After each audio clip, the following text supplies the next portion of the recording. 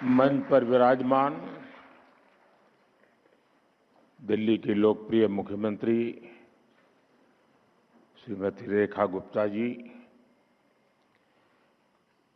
केंद्रीय मंत्री श्रीमती अन्नपूर्णा देवी जी, श्रीमती सावित्री ठाकुर जी, राष्ट्रीय महिला आयोग की चेयरपर्सन श्रीमती विजया रहाटकर जी, यहाँ आप सबके बीच भी कई वरिष्ठ लोग बैठे हैं, सांसद है, विधायक है। हमारे लोकसभा के पूर्व स्पीकर आदरणीय मीरा कुमार जी भी हमारे बीच है।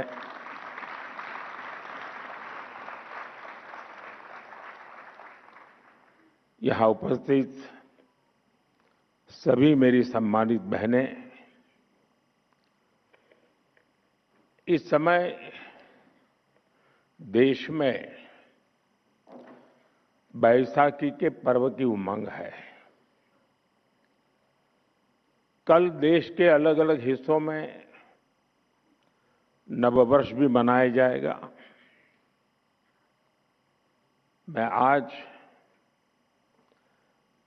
जलियांवाला बाग नरसंहार के वीर बलिदानियों को भी श्रद्धांजलि देता हूं। साथियों, देश की विकास यात्रा के इन अहम पड़ावों के बीच भारत 21वीं सदी के सबसे बड़े निर्णयों में से एक निर्णय लेने जा रहा है।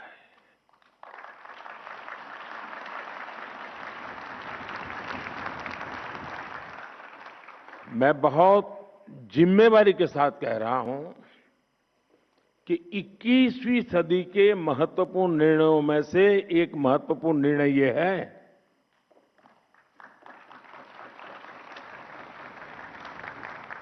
ये निर्णय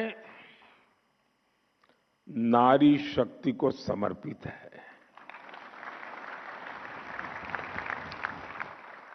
नारी शक्ति वंदन को समर्पित है। हमारे देश की संसद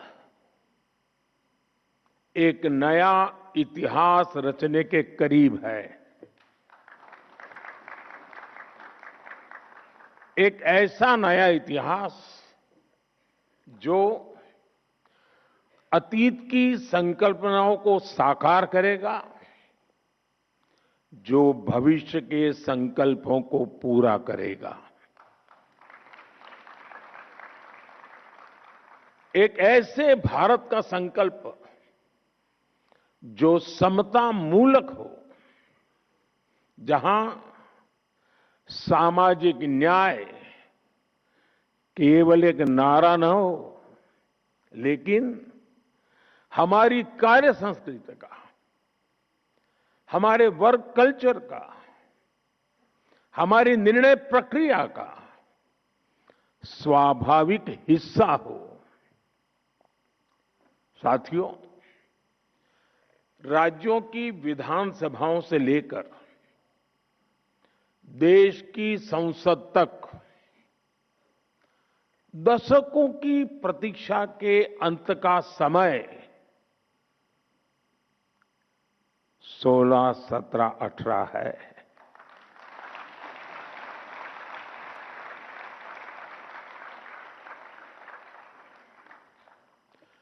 दो 2023 में नई संसद में जो नया भवन निर्माण हुआ, उसमें हमने नारी शक्ति वंदन अधिनियम के रूप में प्रथम कदम उठाया था। वह समय से लागू हो सके, महिलाओं की भागीदारी हमारे लोकतंत्र को मजबूती दे, इसके लिए 16 अप्रैल से संसद के बजट सत्र की विशेष बैठक का आयोजन होने जा रहा है और उसके पहले आज नारी शक्ति वंदन का ये कार्यक्रम, मैं इसके लिए इस कार्यक्रम के जरिए हमें देश की कोटि कोटि माता बहनों का आशीर्वाद मिल रहा है और मैं इस कार्यक्रम में आपको कोई उपदेश देने नहीं आया हूं, न ही मैं आपको जगाने आया हूं। मैं आज आया हूं आप सबके, देश की कोटि कोटि माताओं बहनों के आशीर्वाद लेने के लिए।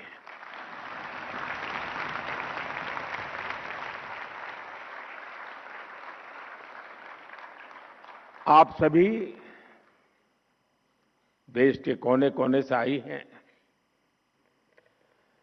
मैं आपकी इस उपस्थिति के लिए,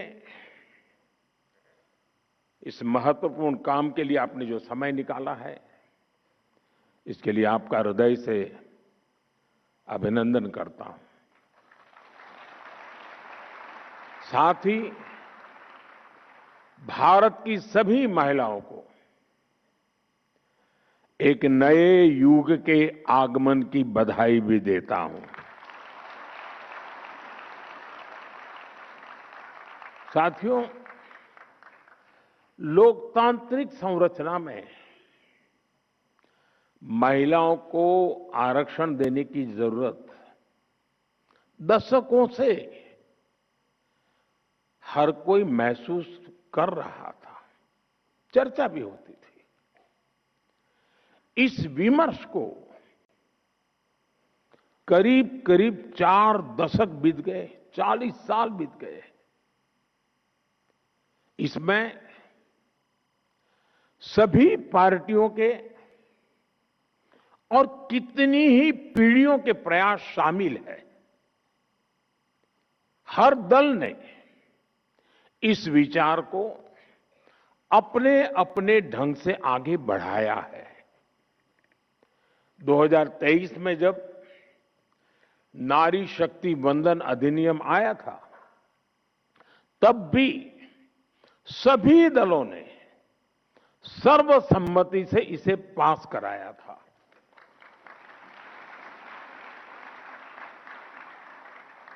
और तब एक सुर में ये बात भी उठी थी कि इसे हर हाल में 2029 तक लागू हो जाना चाहिए। ये बात सबने कही थी। कानून पारित हो लेकिन लागू न हो, ये सदन में किसी को मंजूर नहीं था। और खास करके हमारे विपक्ष के सभी साथियों ने मुखर होकर के इस बात पर जोर डाला था कि 2029 में ये लागू होना चाहिए। 2029 की समय सीमा को ध्यान में रखते हुए सरकार ने, क्योंकि विपक्ष ने जो बात रखी थी हमारे लिए वो बात भी गंभीर होती है, और इसलिए हम लगातार विचार विमर्श करते रहे, मंथन करते रहे, नए नए रास्ते खोजते रहे। संविधान की जिनको ज्यादा अध्ययन है ऐसे लोगों की भी सलाह ली और 16 अप्रैल से संसद में इस पर व्यापक चर्चा भी होने जा रही है। साथियों, हमारा प्रयास है और हमारी प्राथमिकता भी है, इस बार भी ये काम संवाद, सहयोग और सहभागिता से हो। और मुझे पूरा विश्वास है कि जिस प्रकार से इस अधिनियम को पारित किया गया था और संसद का सदन का गौरव बढ़ा था। इस बार भी सबके सामूहिक प्रयास से संसद की गरिमा और नई ऊंचाइयों को छुएगी। देश की हर नारी को भी अच्छा लगेगा कि हर दल ने राजनीति से ऊपर उठकर उनके हित में ये महत्वपूर्ण निर्णय लिया है, काम किया है। वैसे मैं देख रहा हूं, बीते कुछ दिनों से देश भर में महिलाएं मुखर होकर इस विषय पर बात कर रही है। व्यापक रूप से एक डिबेट चल रहा है और लोकतंत्र की एक बहुत बड़ी ताकत है। विधानसभा और लोकसभा पहुंचने में उनके सपनों को, आप सबके सपनों को नए पंख मिलने जा रहे हैं।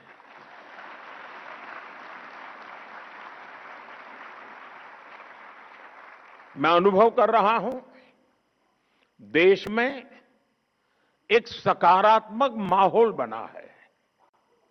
साथियों, आजादी की लड़ाई से लेकर संविधान सभा के निर्णयों तक स्वतंत्र भारत की नींव रखने में भारत की नारी शक्ति ने असीमित योगदान दिया है। इतिहास गवाह है। और आजादी के बाद भी जिन महिलाओं को प्रतिनिधित्व का मौका मिला, उन्होंने देश के लिए बहुत शानदार काम किया है। हमारे देश में राष्ट्रपति से लेकर प्रधानमंत्री तक महिलाएं जहां भी रही हैं, उन्होंने अपनी अलग लेगेसी बनाई है। इस समय भी हमारे देश में राष्ट्रपति जी से लेकर वित्त मंत्री तक ऐसे अहम पद महिलाएं ही संभाल रही है। उन्होंने देश की गरिमा और गौरव दोनों को बढ़ाया है।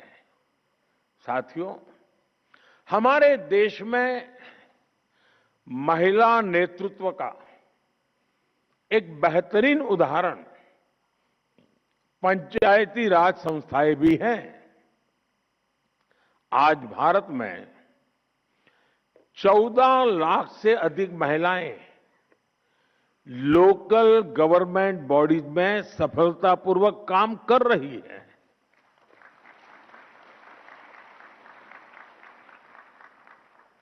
लगभग 21 राज्यों में तो पंचायतों में उनकी भागीदारी करीब करीब 50% तक पहुंच चुकी है। और मैं जब विदेश के मेहमानों से कभी इस विषय पे बात करता हूं, ये आंकड़ा सुनते उनका मुंह खुला रह जाता है। उनको आश्चर्य होता है। साथियों, ये कोई साधारण बात नहीं है। लाखों महिलाओं की राजनीति और सामाजिक जीवन में ये सक्रियता दुनिया के बड़े बड़े नेताओं और राजनीति के विशेषज्ञों को भी बहुत ही हैरान करने वाली बात होती है। और इससे भारत का बहुत गौरव बढ़ता है। साथियों, अनेक अध्ययनों में ये सामने आया है कि जब निर्णय प्रक्रियाओं में महिलाओं की सहभागिता बढ़ी, तो इससे व्यवस्थाओं में भी संवेदनशीलता आई है। और ये बहुत बड़ी ताकत होती है।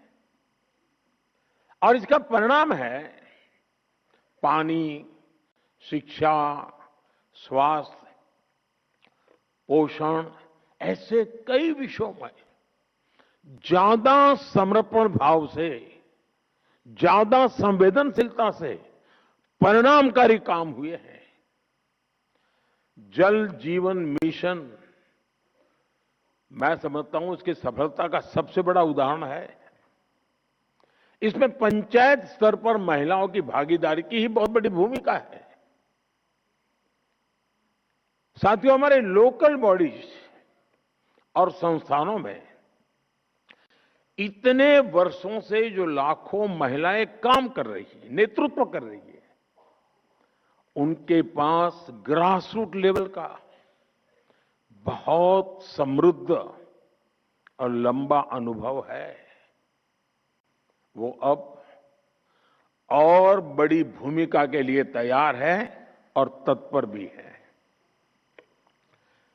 मैं मेरा अपना निजी अनुभव बताता हूं। ये सामर्थ्य क्या होता है। मैं 2001 में नया नया मुख्यमंत्री बना। मुझे कोई ज्यादा अनुभव नहीं था सरकार चलाने का, शासन व्यवस्था का। एक प्रकार से मैं नया व्यक्ति था। शायद 2002 या 2003 की घटना होगी। हमारे एक विधायक मेरे पास आए, बोले मेरे क्षेत्र में एक गांव की पंचायती की बहनें आपको मिलना चाहती हैं। ये खेड़ा डिस्ट्रिक्ट, आणंद डिस्ट्रिक्ट का इलाका था जहां सरदार साहब का जन्म हुआ था। तो मैंने कहा भाई उनको पंचायत का कोई काम होगा तो पंचायत मंत्री को मिला लीजिए उनको। नहीं, बोले साहब वो आपसे मिलना चाहते हैं। मैं कहा क्यों? तो बोले पंचायत में सबकी सब मेंबर महिलाएं हैं, एक भी पुरुष मेंबर ही नहीं है हमारी पंचायत में। मैंने कहा ऐसे कैसे? बोले गांव वालों ने तय किया कि इस बार प्रधान महिला है तो मेंबर भी सब महिला, कोई पुरुष चुनाव ही नहीं लड़ा था। तो मेरा ध्यान स्वाभाविक गया। मैंने कहा भाई जरूर मैं मिलूंगा। छोटा सा गांव था, कोई शायद 13 मेंबर की पंचायत थी। तो मैंने उनको समय दिया, वो सब आए मिलने के लिए। वो 13 बहनें थी, उसमें जो गांव की प्रधान बनी थी वो शायद 8वीं कक्षा तक पढ़ी थी। बाकी जो बहनें थी, एक दो बहनों तो घूंघट भी लगा हुआ था। वो ज्यादा शायद कुछ तो होगी जिन्होंने स्कूल भी नहीं देखा होगा। तो सब आए। मुझे लगता है ये सब बड़े बड़े लोगों ने उनको कोई मेमोरेंडम पकड़ा दिया होगा, कुछ मांग लेकर के आए होंगे कि मेरे गांव में ये करो, मेरे गांव में वो करो। मैं हैरान था, उनके हाथ में कोई कागज नहीं था। तो बैठे, मैंने परिचय किया। मैं पूछा आपने समय मांगा था, क्या काम है? नहीं, बोले कोई काम नहीं है।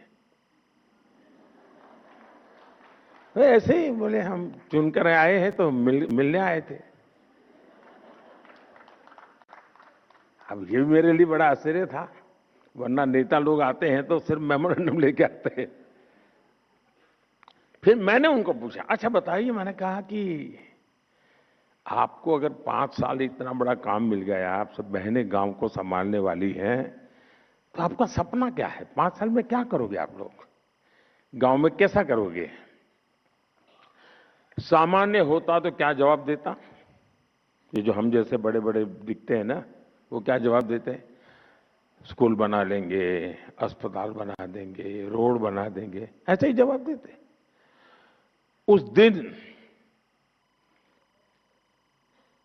8वीं कक्षा पढ़ी हुई इस प्रधान ने और उसके साथ आई हुई महिला मेंबर्स ने मुझे जो जवाब दिया, वो शायद दुनिया का बड़े से बड़ा अर्थशास्त्री नहीं दे सकता है। और वो बात आज भी मेरे लिए एक लेसन की तरह है। मैं सीएम बना, पीएम बना, लेकिन उस पंचायत की महिलाओं की वो बात मेरे लिए आज भी मार्गदर्शक है। आपको आश्चर्य होगा ऐसा क्या जवाब दिया होगा। जब मैंने उनको पूछा क्या करेंगे आप, 5 साल आपको मिले हैं, गांव ने आपने बढ़ाई, तो तब उन्होंने मुझे जवाब दिया साहब एक इच्छा है। मैंने कहा क्या, और वो जवाब आज भी मेरे कानों में गूंजता रहता है।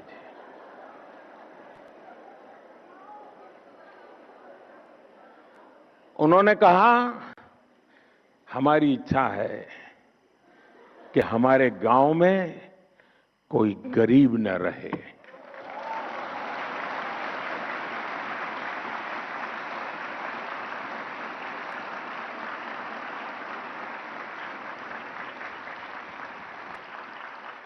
बड़े से बड़े अर्थशास्त्रियों के लिए भी इससे बड़ा कोई संदेश नहीं हो सकता है। यह अपने आप में मेरे लिए एक बड़ा सुखद अनुभव था और वो आज भी शब्द मेरे कानों में गूंजते रहते हैं। और इसलिए जमीन से जुड़े हुए अनुभव से जो वाणी निकलती है ना, वो वेद वाक्य बन जाता है।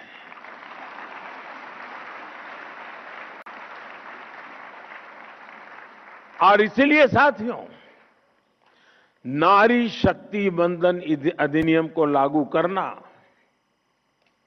ऐसी सभी महिलाओं के जीवन का बहुत बड़ा अवसर बनने जा रहा है। अब पंचायत से आगे बढ़कर पार्लियामेंट पहुंचने का उनका सफर और आसान होने जा रहा है। साथियों, आज विकसित भारत की हमारी यात्रा में महिलाओं की भूमिका और भी अहम हो गई है। मुझे संतोष है कि 2014 में आप सबने, देशवासियों ने हमें यहां सेवा करने का अवसर दिया है और तब से लेकर अब तक हमारी सरकार ने महिलाओं के जीवन चक्र के हर पड़ाव के लिए योजनाएं बनाई, उन्हें सफलतापूर्वक लागू किया। आज पहली सांस से लेकर आखिरी सांस तक हमारी सरकार कोई न कोई योजना लेकर के भारत की बहन बेटियों की सेवा में हाजिर है।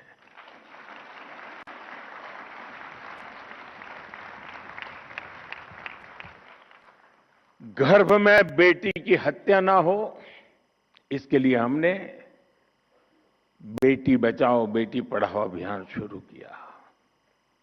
गर्भ की अवस्था में मां को सही पोषण मिले, इसके लिए हर गर्भवती मां को मातृ वंदना योजना के तहत 5,000 रुपए की आर्थिक मदद दी। जन्म के बाद बेटी को पढ़ाई में मुश्किल ना हो, इसके लिए ज्यादा से ज्यादा ब्याज मिले, ऐसी सुकन्या समृद्धि योजना शुरू की। बेटी को गंभीर बीमारी से बचाने के लिए बचपन में उसे सही समय पर टीके लगते रहे हैं, इसके लिए मिशन इंद्रधनुष शुरू किया। बेटी को स्कूल में शौचालय की परेशानी न हो, इसके लिए स्वच्छ भारत अभियान के तहत देश में करोड़ों शौचालय बनाए गए। बेटी को पीरियड्स के दौरान परेशानी ना हो, इसके लिए लगभग मुफ्त में सैनिटरी नैपकिन देने का अभियान शुरू किया गया।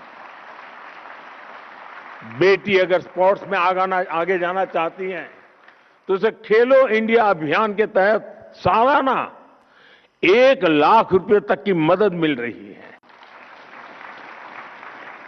बेटी अगर बड़ी होकर भविष्य में सेना में जाना चाहे तो उसके लिए सरकार ने सैनिक स्कूल में एडमिशन के लिए दरवाजे खोल दिए, नेशनल डिफेंस एकेडमी में जाने के रास्ते खोल दिए।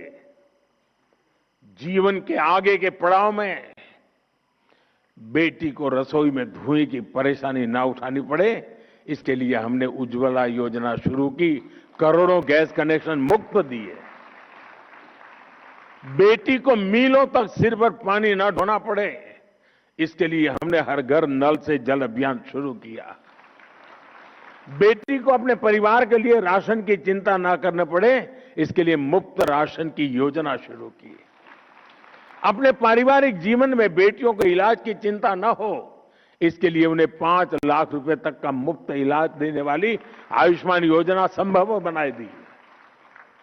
80% तक डिस्काउंट पर सस्ती दवा के लिए जन औषधि केंद्र, इन सब का सबसे ज्यादा लाभ हमारी बहनों और बेटियों को हो रहा है। साथियों, आप सभी इस बात को भली भांति जानते हैं कि भारत में महिलाओं को सशक्त करने के लिए उनकी आर्थिक भागीदारी को बढ़ाना आवश्यक है।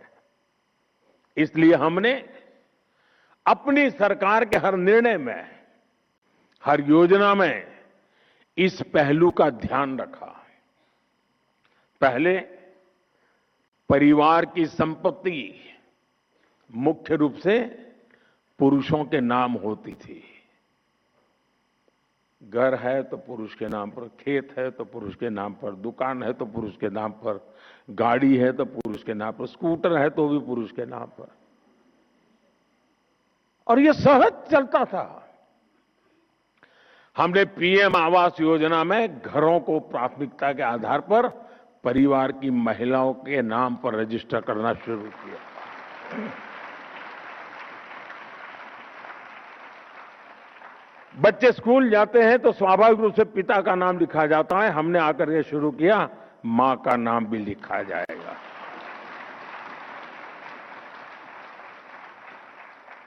बीते 11 साल में इस निर्णय का लाभ 3 करोड़ से ज्यादा महिलाओं को अपने घर का नाम, घर खुद के मालकिन बनी है।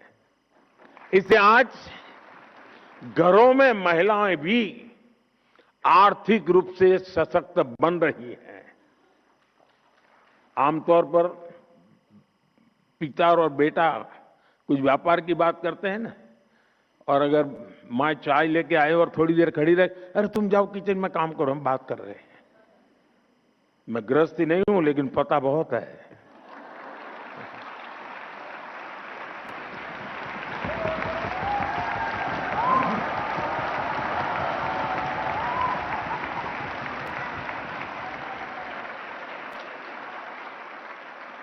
लेकिन अब जब वो आर्थिक ताकत बनी है ना, तो बेटा भी कहता है, अरे जरा मम्मी को बुलाइए ना बातचीत में, उनको बुलाइए ना।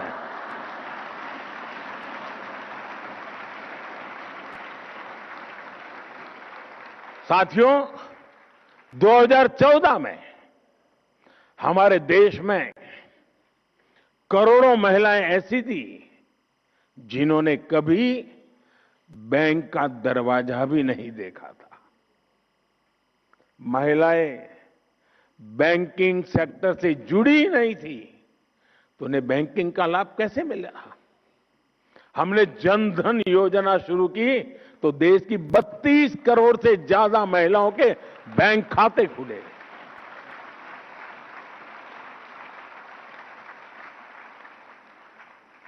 मैं जब गुजरात में था तो एक निर्णय मुझे बड़ा शुरुआत में बड़ी कठिनाई हुई थी।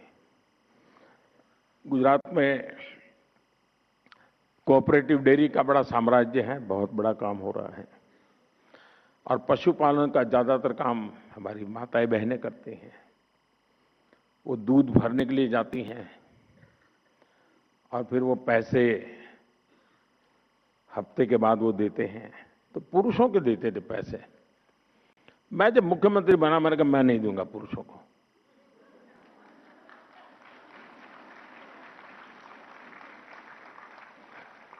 उस समय मैंने बैंकों में जो दूध भरने आने वाली बहनें थी, उनके बैंक खाते खुलवाए, और उस समय डेयरी में दूध का पैसा सीधा महिलाओं के बैंक खाते में जाने लगा।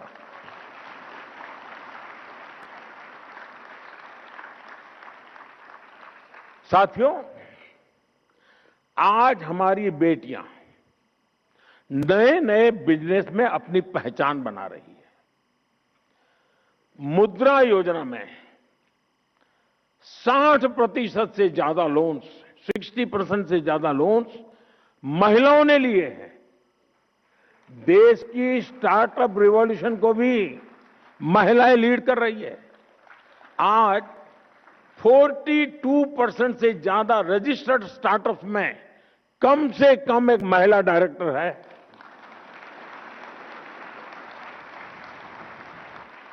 महिलाओं के करियर पर प्रभाव ना पड़े, इसके लिए हमने मैटरनिटी लीव को भी बढ़ाकर 26 हफ्ते कर दिया है। दुनिया के समृद्ध देशों में भी ये सुविधा नहीं है।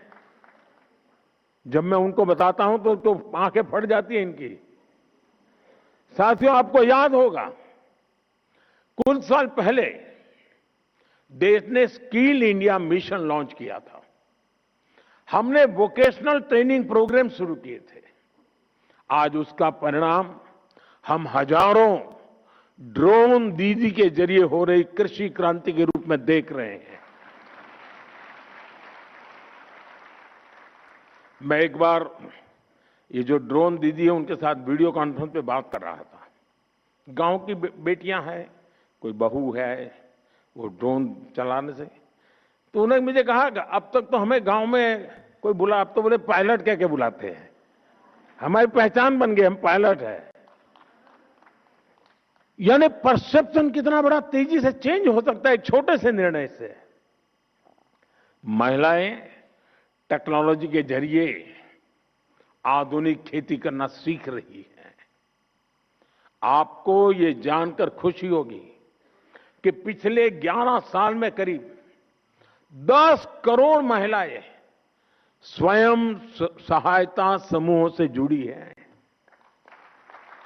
सरकार ने ग्रामीण अर्थव्यवस्था को गति दे रही ऐसी 6 करोड़ बहनों को लखपति दीदी बनाने का लक्ष्य रखा है और इसमें से 3 करोड़ से ज्यादा ग्रामीण महिलाएं लखपति दीदी बन चुकी है।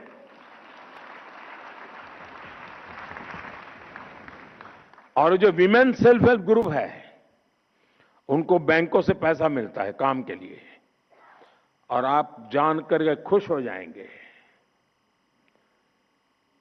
अगर उनको बुधवार को पैसा जमा करना है तो मंगलवार को जाकर के जमा कर देती है। एक दिन पहले बहनों के पास जो व्यवहार है, कोई एनपीए नहीं हो रहा है जी, सारे के पैसे बैंक से जाते उतने ही वापस आते हैं।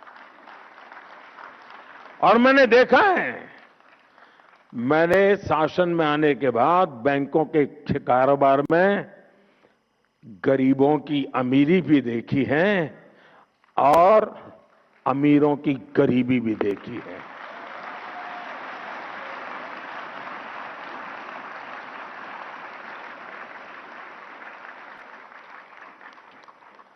इतना ही नहीं साथियों, ये हमारी माताएं बहनें वोकल फॉर लोकल की ब्रांड एम्बेसडर बन रही हैं। बहनों, विमेन लेड डेवलपमेंट के विजन की बहुत बड़ी सफलता यह है कि इसने महिलाओं के प्रति पुरानी सोच को चुनौती दी है। अब G20 समिट हमारा जब चल रहा था, हम चेयर कर रहे थे, दुनिया के देशों को मुझे समझाना पड़ा था कि विमेन डेवलपमेंट और विमेन लेड डेवलपमेंट में क्या अंतर होता है। दुनिया का बहुत बड़ा वर्ग विमेन डेवलपमेंट तक सहमत था, विमेन लेड डेवलपमेंट के लिए मुझे ताकत लगानी पड़ी थी और हमें सफलता मिली थी। इस सोच का परिणाम है कि आज महिलाएं उन सेक्टर्स में भी बुलंदियों को छू रही हैं जहां कभी पुरुषों का एकाधिकार माना जाता था। आज हमारी बेटियां फाइटर पायलट बनकर आसमान की बुलंदियां छू रही हैं। आज भारत में विश्व के किसी भी देश की तुलना में, यह आंकड़ा भी आपको खुश कर देगा, विश्व के किसी भी देश की तुलना में महिला पायलटों का प्रतिशत सबसे अधिक हिंदुस्तान में है।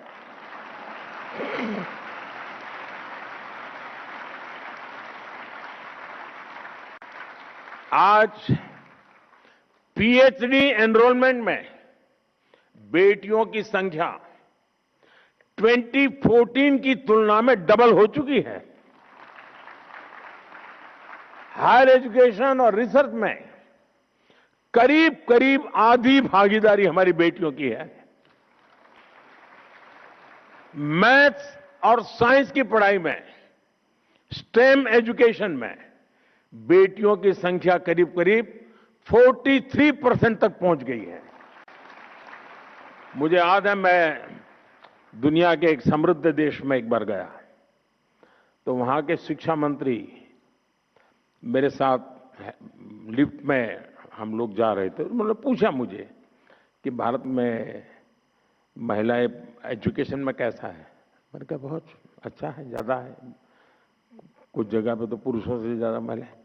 तो फिर उन्होंने बड़ी जिज्ञासा से पूछा, स्टेम एजुकेशन में क्या महिला हिस्सा?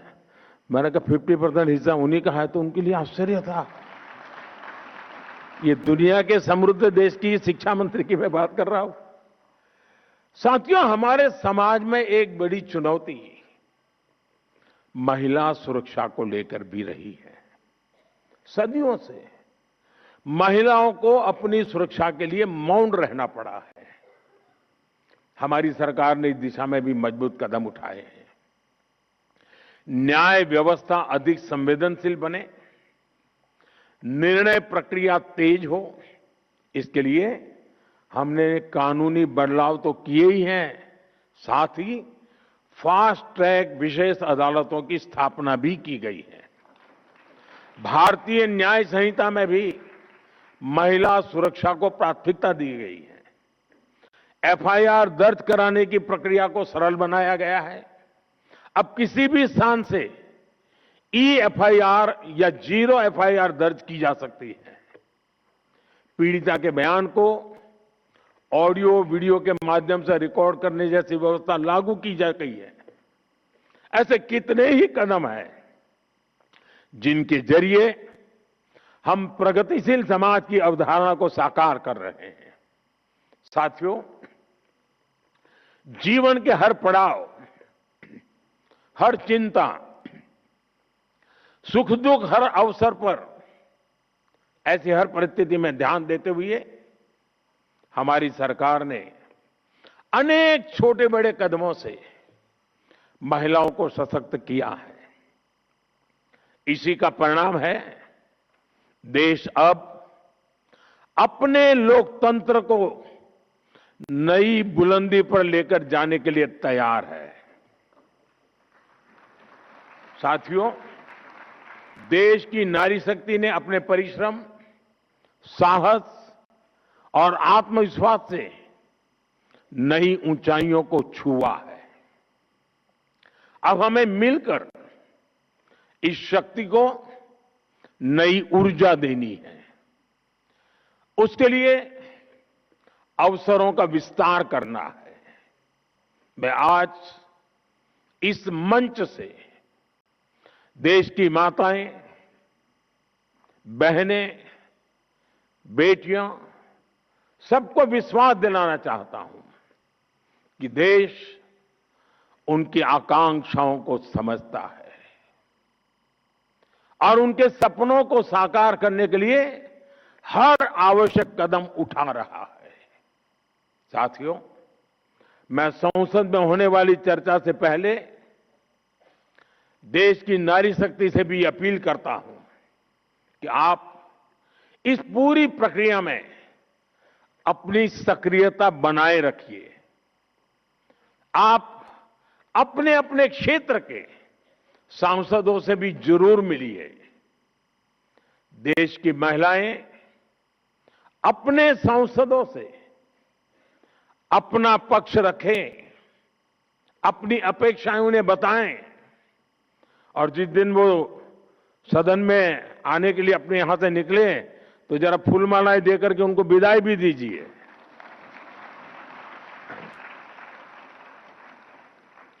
ताकि जब माता बहनों के आशीर्वाद लेकर के सांसद निकलेंगे ना तो दूसरा निर्णय कर ही नहीं सकते, ताकि ये मेरे साथ सभी सांसद साथी सही निर्णय ले, महिलाओं के हित में निर्णय ले, सहमति से निर्णय ले। साथियों, मेरा आपसे एक और आग्रह है, नारी शक्ति वंदन कार्यक्रम में होने वाली चर्चाओं का आप सब देश के गांव-गांव तक लेकर जाएं। व्यक्तिगत मेल मिलाप से, सोशल मीडिया के जरिए, अन्य प्रचार माध्यमों के जरिए हमें देश के इस बड़े फैसले को देश की हर महिला तक पहुंचाना है। हमें उन्हें अवेयर करना है ताकि वो इस बड़े निर्णय की ताकत को समझ सके, ताकि वो अपनी भूमिका को समझ सके और खुलकर ये सपना देख सके कि आने वाले कल में राज्यों से लेकर देश की संसद तक वो अपनी उपस्थिति दर्ज करा सकती है। आइए हम मिलकर, सब मिलकर ये संकल्प लें, नारी शक्ति के पास उनके अधिकार होंगे और वो निर्णय प्रक्रिया में पूरी तरह भागीदार भी बनेगी। यही हमारे उज्जवल भविष्य की सबसे बड़ी गारंटी है। मैं तो ये भी कहूंगा कि 16, 17, 18 मैं वो तो स्पीकर महोदय के अधिकार का क्षेत्र है, लेकिन मैं तो चाहूंगा कि उस समय दर्शक दीर्घा महिलाओं से ही भरी रहे।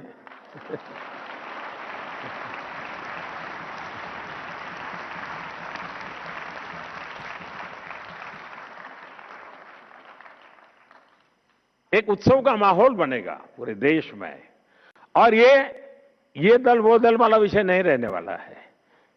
कौन जीता, कौन हारा, किसने किया, किसने सब, सारा क्रेडिट देश की मातृशक्ति को है, सारा क्रेडिट देश की संसद को है, सारी क्रेडिट हिंदुस्तान के सभी राजनीतिक दलों को है, सारी क्रेडिट पिछले 3-4 दशक से लगातार जो जो काम कर रहे हैं सबको क्रेडिट है।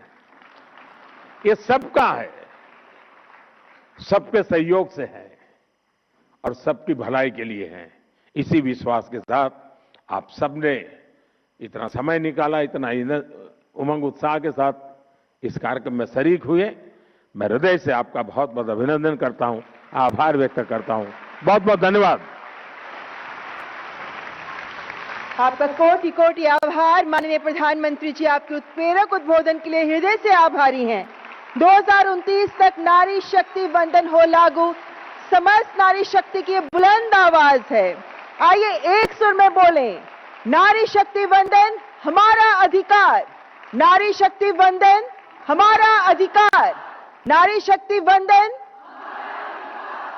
उम्मीद करते हैं कि नारी शक्ति वंदन का संकल्प जन जन की चेतना में सशक्त परिवर्तन का प्रकाश बनकर फैले। माननीय प्रधानमंत्री जी का हार्दिक आभार।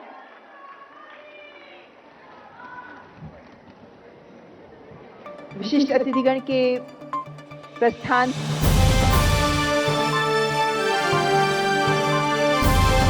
समाजकारण, प्रशासन आणि राजकारणातल्या अचूक विश्लेषणासाठी बखर लाईव्हच्या सोशल मीडिया प्लॅटफॉर्म्सना लाईक, फॉलो आणि सबस्क्राईब करा।